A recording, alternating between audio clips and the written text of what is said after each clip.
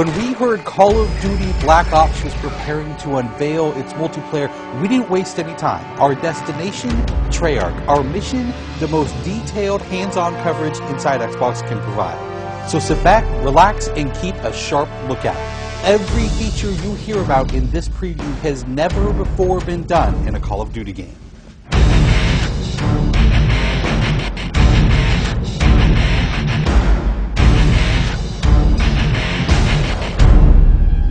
We begin where the multiplayer trailer for Black Ops left off, with Theater Mode.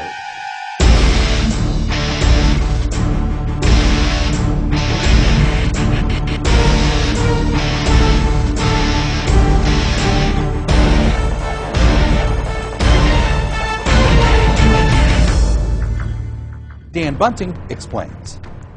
You can switch the camera from any player's perspective in both first person and third person. You can detach the camera and go into free cam mode, which allows you to fly anywhere on the map, basically. It's really interesting when you pause the game and go into free cam, you just see all the particle effects just in their full glory, just frozen in time, and it makes some really awesome footage. You really want to give players the tools to be creative, make their own machinima, make their own highlight reels. Maybe they're really competitive clans that want to just capture the films from their matches and then go back and analyze what the other team did or whatever. Also brand new to Call of Duty is Black Ops' new currency system. We put the currency system into Black Ops multiplayer principally because we felt like it'd be a very interesting way to engage with all the unlocks that you've been getting. So one of the things that's really fun about currency is instead of being specifically told at a specific level what you're going to get, we're unlocking features by level, but then once the feature is unlocked, you can purchase any component of that feature with the currency directly. Of course, when you got a little currency jingling in your virtual pockets, nothing feels better than putting it on the line against your fellow players. Say hello, everyone, to Wager Matches. When we were developing the Wager Match game modes, we went through a whole bunch of ideas to find the 4 that we were going to use to ship inside the game. And really, if it wasn't people screaming in joy and frustration when they were sitting around the office playing, it wasn't good enough to be a Wager Match. Wager Matches are all free-for-all modes, and they exist separately from the standard playlist. They include game modes like Gun Game, where you're in a race to score a kill with 20 different weapons, beginning with pistols and advancing through ever more explosive weaponry. It's extremely rewarding for us as a design team to put something up there that people are reacting to really well and it's slightly different than what they get, and everyone loves the core game. And you have to be very careful when you're finessing the core mechanics of the game. But Wager Match just let us kind of get our creativity flowing and do some things that you're not normally used to, and then spin them up in unique ways and combine things in ways that you haven't seen before, that you never really thought of, and that wouldn't be appropriate for the core game, but are completely appropriate for Wager Matches.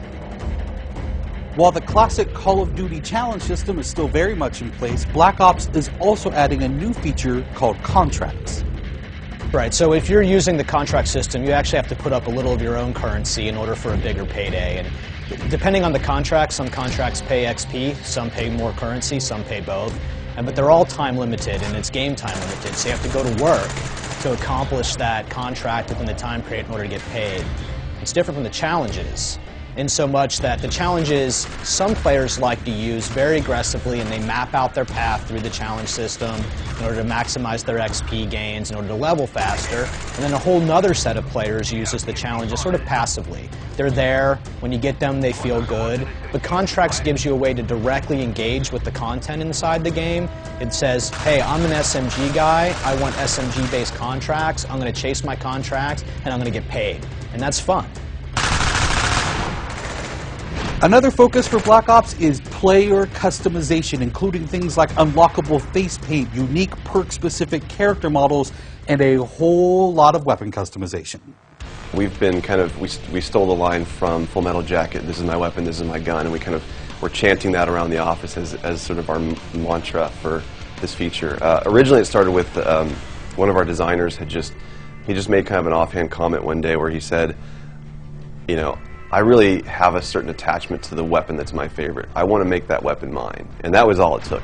So from there it was just, what are the things that are cool? It's like, put your clan tag on your gun, of course. And we've got, the emblem editor by itself is an element of creativity for players. And then the reticles, of course, so why not give people the option to select what kind of red dot they have. Maybe they don't like a dot, maybe they like a circle, maybe they like a triangle, maybe they like a standard crosshair, maybe they just want a line. And then there is combat training, which allows you to get comfortable with the trappings of multiplayer by competing in matches against AI-controlled opponents. You know, it's our hope that combat training can convert people who are largely single-player gamers who might have, dabbled around in multiplayer but never made that leap to playing online, and give them kind of this experience where they can get familiar with the mechanics and features and systems that multiplayer has, but they can do so at their own pace, they can do so without someone screaming in their ear what a noob they are, and practice up and then join the competitive fold.